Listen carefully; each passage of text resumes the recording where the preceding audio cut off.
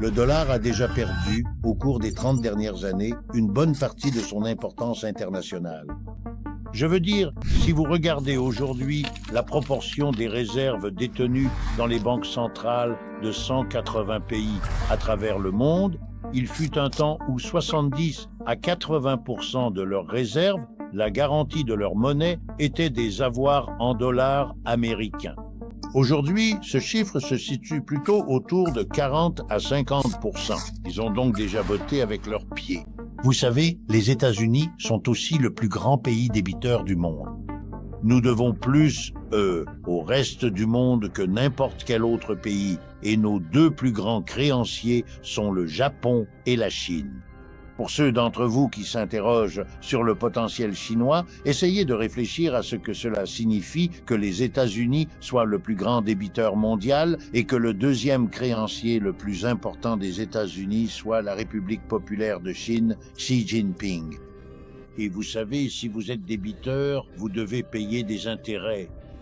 Donc, les États-Unis doivent payer des intérêts à la Chine parce qu'ils doivent actuellement à la Chine environ 750 milliards de dollars.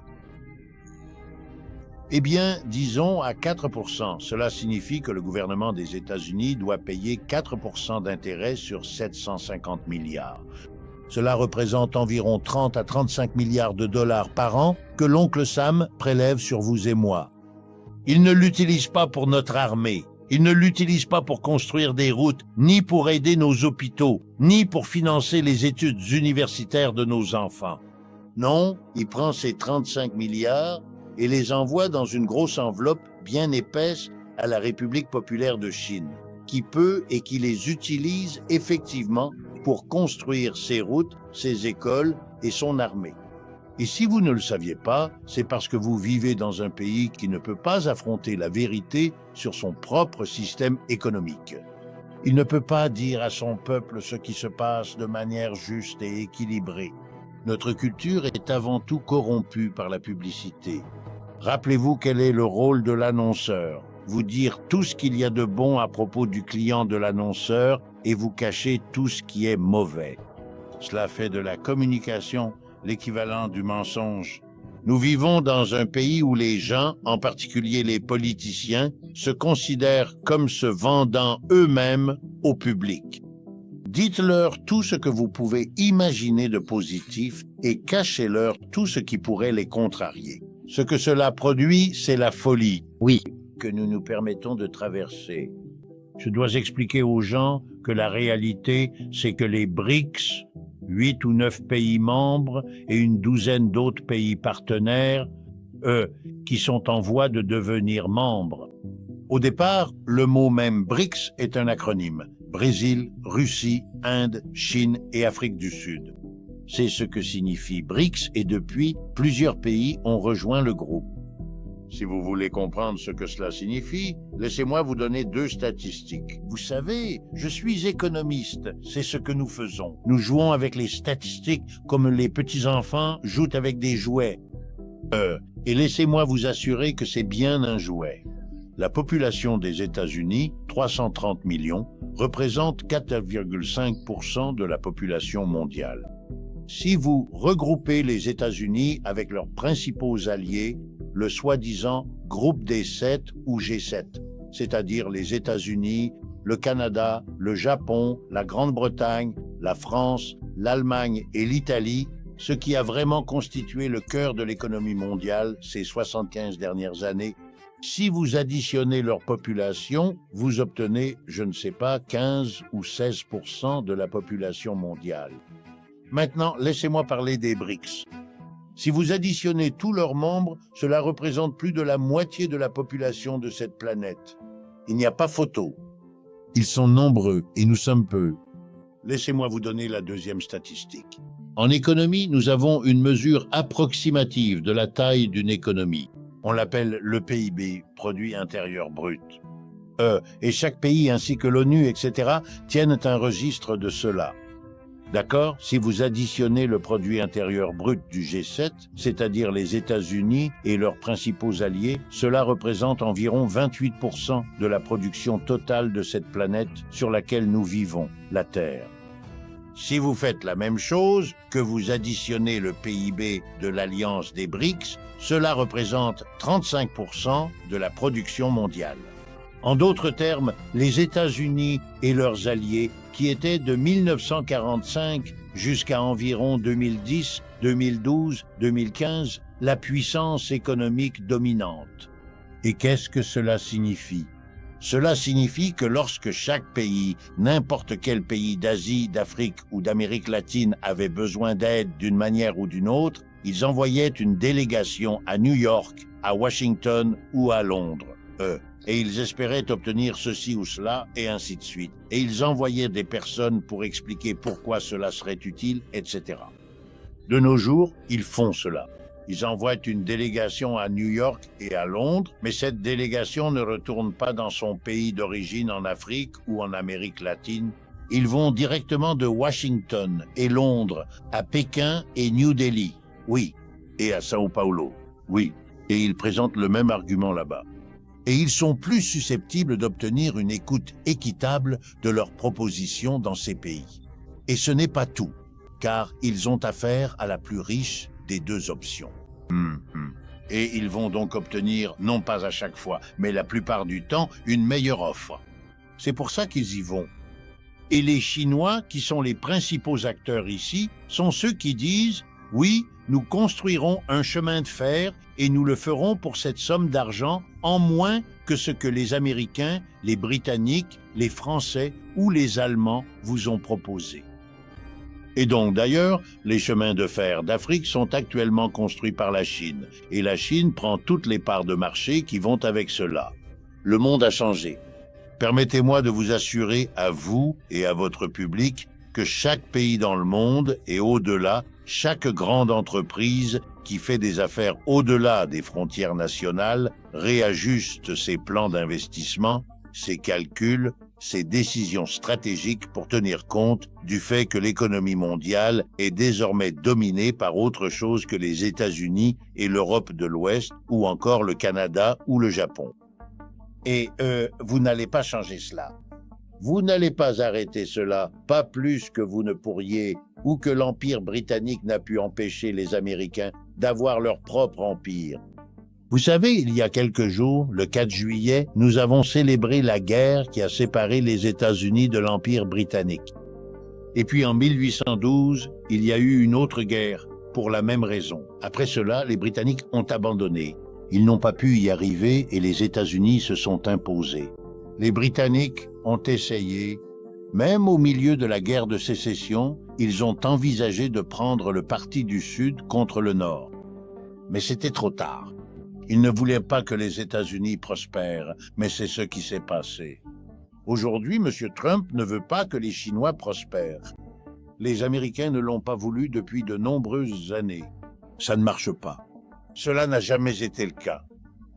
Et je ne veux même pas soulever la question de ce que cela signifie. Les États-Unis jouant leur rôle majeur dans le monde, freinant le développement économique du monde. Ouah. Tu veux vraiment être dans cette position? Vous voulez vraiment qu'une génération de personnes à travers le monde comprennent ce que votre gouvernement essaie de faire? Cela amène la myopie à un tout autre niveau. Tous les pays ont désormais des droits de douane contre ce produit ou sont menacés par eux.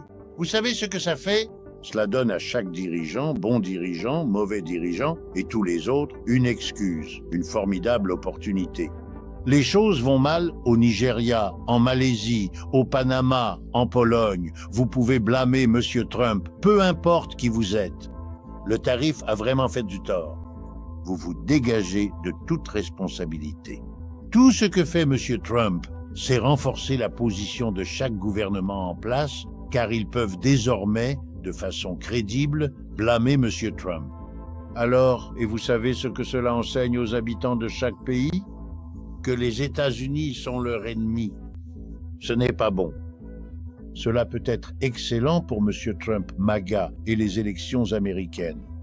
Mais si vous avez ne serait-ce qu'un peu de compréhension, les États-Unis sont désormais, et d'ailleurs les sondages le montrent déjà, considérés comme la plus grande menace pour la paix dans le monde comme l'économie la plus dangereuse du monde et sont considérés, et j'adore cette reformulation, comme un État voyou parce qu'ils sont en quelque sorte hors de contrôle. Le dirigeant ne cesse de menacer tout le monde, agissant comme s'il pouvait brandir un gros bâton sans aucune conséquence. Je peux vous l'assurer, même les gouvernements que vous considérez comme des alliés des États-Unis, la France, l'Allemagne, l'Italie, le Canada, le Mexique, leur priorité numéro 1 aujourd'hui est de se libérer de la menace que représentent les États-Unis. Ils concluent des accords entre eux dans ce but. Ils écartent les États-Unis parce qu'ils ne veulent pas se retrouver dans une situation où M. Trump pourrait leur fermer le marché américain ou les empêcher d'acheter quelque chose que l'Amérique produit et qu'ils voudraient acheter. Et si vous pensez que cela ne va pas nuire à notre économie, alors vous ne comprenez pas. Nous dépendons du monde plus que jamais depuis que nous étions une colonie de la Grande-Bretagne. Nous couper du reste du monde maintenant, c'est bien trop tard. Laissez-moi vous expliquer à nouveau brièvement pourquoi c'est insensé. Si vous rapatriez la production des voitures aux États-Unis, il vous faudra payer les droits de douane sur toutes ces pièces importées ou bien développer les machines pour les fabriquer ici.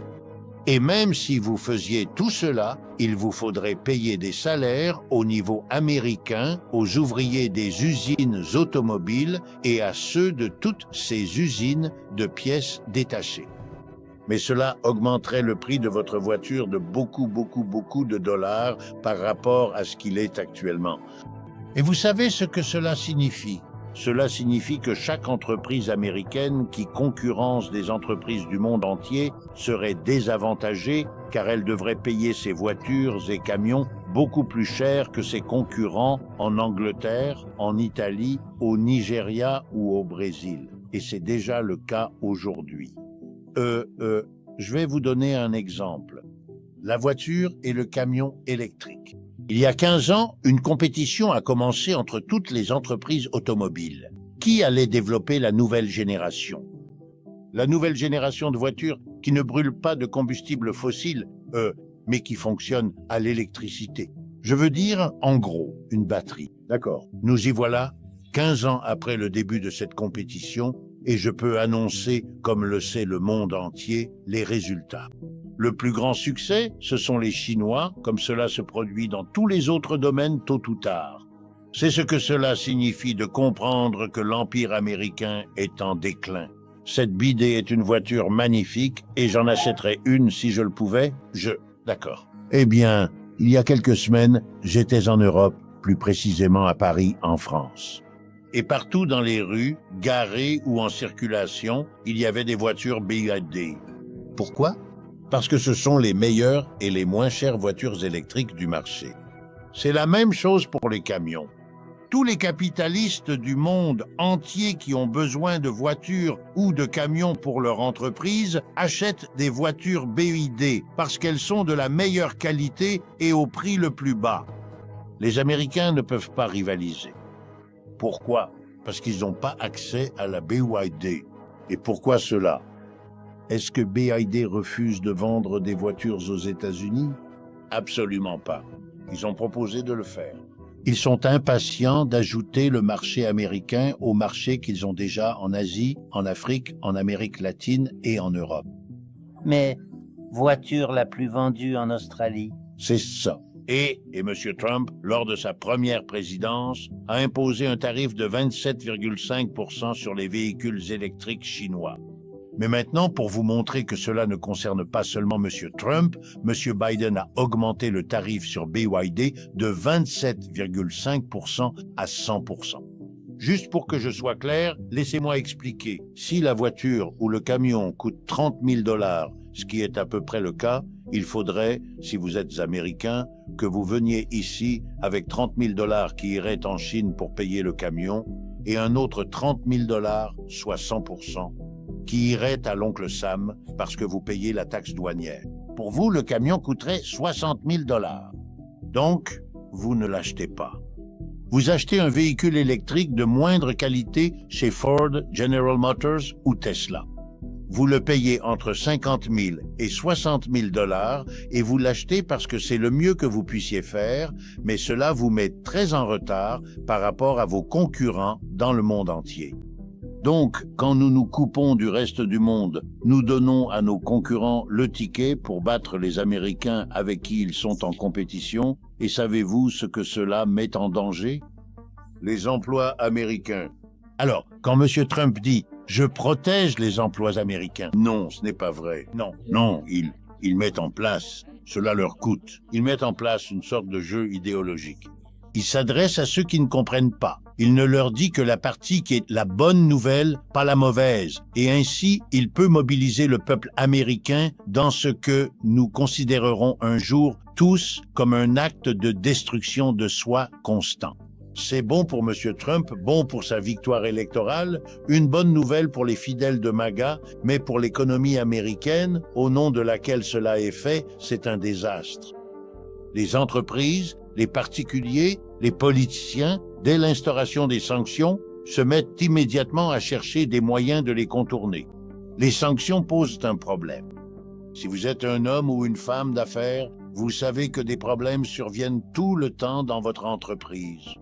Parfois, les problèmes viennent d'endroits que vous comprenez et que vous aviez anticipés. Mais souvent, ils proviennent de lieux auxquels vous n'aviez pas pensé et qui deviennent alors un Cela fait partie de ce que signifie diriger une entreprise. Vous devez constamment reconnaître et gérer des problèmes. Tout ce que les sanctions ont jamais fait, c'est représenter un problème. Donc, par exemple, si la Russie veut vendre du pétrole à un pays et que les États-Unis menacent ce pays de représailles s'il achète ce pétrole, très bien, voyons cela. Une option consiste à envoyer le pétrole vers un pays tiers, à le transférer d'un navire à un autre, puis le pétrole est enregistré comme provenant du pays tiers en question, qui n'a aucun problème avec les États-Unis pour cela, du moins pour l'instant, n'est-ce pas? Si les États-Unis découvrent cela et appliquent alors la sanction au pays suivant, ils continuent simplement vers un autre pays. Chaque fois qu'ils font cela, il y a des coûts impliqués. C'est un vrai casse-tête. Il faut soudoyer des fonctionnaires, payer des frais de stockage supplémentaires. Ils n'en ont pas envie, mais ils savent comment contourner le problème et le pétrole est une nécessité de base, donc ils vont le faire. Voici une deuxième option. Vous trouvez un moyen de le dissimuler. On dirait que c'est un navire rempli de céréales. Ce n'est pas le cas. Il y a une couche de céréales et, en dessous, se trouve le pétrole. Vous savez, je pourrais continuer indéfiniment. Il y en a tout un catalogue. Mais il existe de nombreuses publications, des articles et des livres accessibles à tous ceux qui veulent vraiment comprendre cela, qui montrent que les sanctions ont beaucoup de mal à produire l'effet escompté. Les États-Unis ont complètement imposé un embargo sur Cuba, n'est-ce pas? Depuis 1961, ça fait longtemps, plus d'un demi-siècle. Est-ce que cela a renversé le gouvernement Castro? Non, ce n'est pas le cas. Est-ce que cela a donc réussi? Non, ça n'a pas marché. L'un des pays les plus récents à rejoindre les BRICS, vous l'avez deviné, Cuba, n'est-ce pas? Donc il y a de nombreux exemples où cela ne fonctionne pas, mais c'est pire encore. L'une des choses que les sanctions enseignent, c'est ce que ce commerçant vous a dit à Hong Kong. Si vous voulez vous protéger du risque que représentent les États-Unis, que ce soit sous Trump ou sous Dieu sait, qui viendra après Trump? Qui pourrait décider d'utiliser telle ou telle arme économique? La façon de gérer cela, c'est d'exclure les États-Unis de vos transactions internationales. Si vous avez le choix entre vendre ce que votre pays produit aux États-Unis ou peut-être plutôt à l'Europe ou vendez-le à l'autre. Ne le vendez pas aux États-Unis. Vendez-le même à un prix un peu plus bas car cela finira par vous être bénéfique puisque les Américains ne pourront rien faire et que les autres n'agissent pas de cette manière. Et tant que les autres ne le font pas, et maintenant, voici le plus important de tous. Le pays qui a été le plus discriminé depuis 1945, c'est la Chine, parce qu'ils ont eu une révolution communiste réussie, ont pris le pouvoir en 1949, et les États-Unis ne les ont reconnus qu'en 1971, vous savez, quand Kissinger et Nixon sont allés en Chine. Donc je veux dire, il n'y avait aucun commerce avec eux. Ils n'étaient éligibles à aucune forme d'aide. Les États-Unis les ont bloqués à chaque étape. Et l'ironie, la Chine est la plus grande réussite des 50 dernières années. Les empêcher d'avancer, les forcer à devenir autonomes sans accès à la technologie occidentale, à la finance occidentale, aux marchés occidentaux, a été la meilleure chose qui pouvait leur arriver. J'exagère un peu, mais vous voyez l'idée. Ils ont pu se replier sur eux-mêmes et développer une économie qui est aujourd'hui le plus grand concurrent que les États-Unis aient jamais eu et qui les dépasse dans plus de domaines qu'elle ne les surpasse pas. Si bien que lorsqu'elle ne les surpasse pas, il faut toujours ajouter le mot « encore ». Ils le font dans l'intelligence artificielle.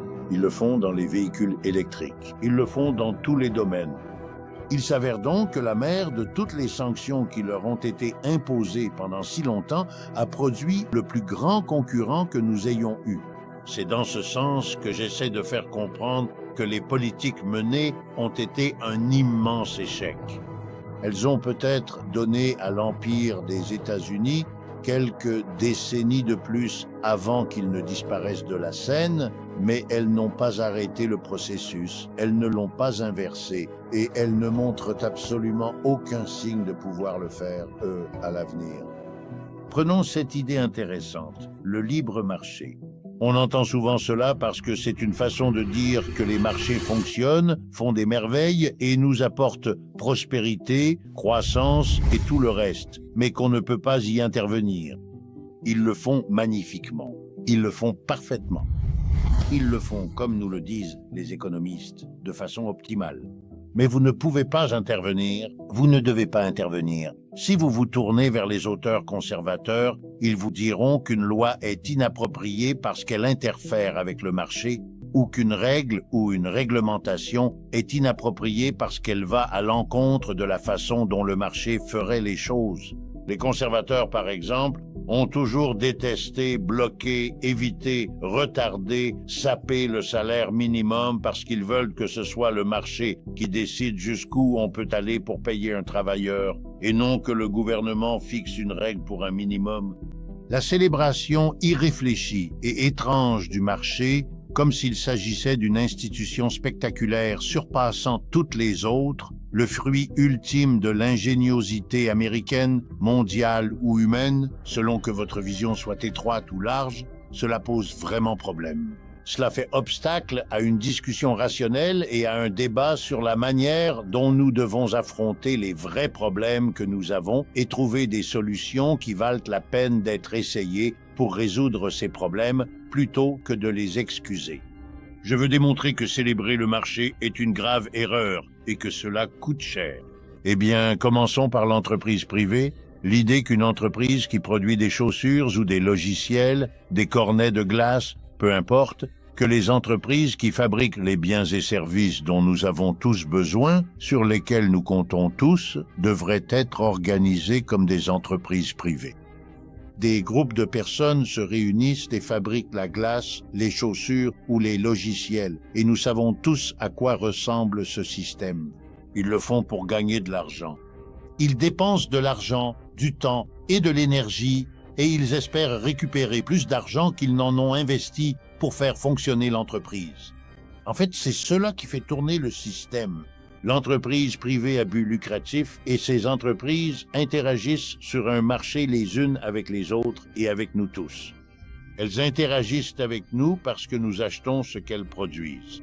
Elles interagissent avec nous parce qu'elles nous embauchent pour produire ce qu'elles nous vendront ensuite. Nous sommes les acheteurs, nous sommes les producteurs. Eux, ce sont les intermédiaires, les entrepreneurs. Oui, et ils adorent les marchés. Pourquoi ? Eh bien, parce que le marché est une institution pour eux. Voici votre premier indice. C'est pour eux. Ils l'aiment, ils le veulent. Ils ne veulent pas être contraints. Écoutez-les. Si vous avez un entrepreneur, un homme ou une femme d'affaires, ou quelqu'un qui croit à tout cela, écoutez-les. La prochaine fois, autour d'un café, d'une bière ou au déjeuner, écoutez-les. Voici comment ils voient le monde. Nous rendons ce service important. Nous fabriquons des chaussures, de la glace ou des logiciels, ou quoi que ce soit d'autre. Et le gouvernement vient et prend notre argent. Nous ne voulons pas ça. Où le gouvernement vient et nous dit ce que nous pouvons ou ne pouvons pas faire. Nous savons mieux que quiconque comment fabriquer les chaussures. Nous savons mieux que quiconque comment faire la glace. Nous ne voulons pas de réglementation. Nous ne voulons pas de taxes. Nous ne voulons pas que quiconque s'immisce. Nous voulons décider qui nous embauchons, les garder s'ils font le travail que nous attendons et les licencier s'ils ne le font pas. Nous ne voulons pas avoir à leur payer un salaire minimum. Nous les payons en fonction de ce que leur présence vaut pour nous. Nous voulons que le système fonctionne de façon à nous donner la meilleure chance possible de faire du profit. C'est pour ça que nous sommes en affaires. Mais voici ce à quoi j'aimerais que vous réfléchissiez. Il n'y a jamais eu de marché libre. Nulle part, à aucun moment. Vous savez ce que sont les marchés libres? Ce sont des utopies. Ce sont des idées vagues dans l'esprit de quelques auteurs économiques au fil des années et d'autres qui n'avaient pas tout compris, qui pensaient réellement que c'était possible. Eh bien, cela n'a jamais existé. Les gouvernements ont toujours façonné les marchés, toujours, d'une manière ou d'une autre, ouvertement, secrètement, souvent les deux à la fois. Et de la même façon, des institutions sont apparues qui ne permettent pas au marché de fonctionner. Pensez à un dîner de Thanksgiving. C'est une institution dans notre société. Beaucoup de gens se réunissent, peut-être chez vous, et mangent de la dinde et de la purée de pommes de terre. Maintenant, si vous vouliez organiser cela selon un marché libre, alors maman pourrait préparer la dinde et vous vendre un pilon, car ce serait une distribution marchande de la dinde cuite. Mais elle ne le fait pas. Et quand papa, à la fin du repas, vous demande « S'il te plaît, pourrais-tu sortir les poubelles qu'on a, tu sais, accumulées ici, avec les os de dinde et tout le reste ?» Et tu répondrais « Bien sûr, papa, c'est un service, ça te coûtera 4 $. » Ton papa se pencherait alors par-dessus la table et dirait quelque chose, ou peut-être ponctuerait-il ses propos d'une gifle. Et tu sais quoi?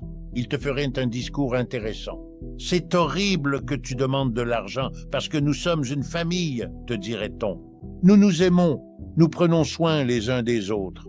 On ne se fait pas payer entre nous. Ça, c'est pour l'extérieur, pas à la maison. À la maison, c'est l'amour qui compte. » Waouh, tu sais ce que ça veut dire? Ça veut dire que tes parents pensent que l'amour et les marchés sont opposés. Et voici une réflexion pour toi. Si le marché sape l'amour à la maison, peut-être qu'il fait pareil à l'extérieur. Les gouvernements sont toujours intervenus. Tu sais pourquoi? Parce que les marchés font des choses que les gens ne supportent pas.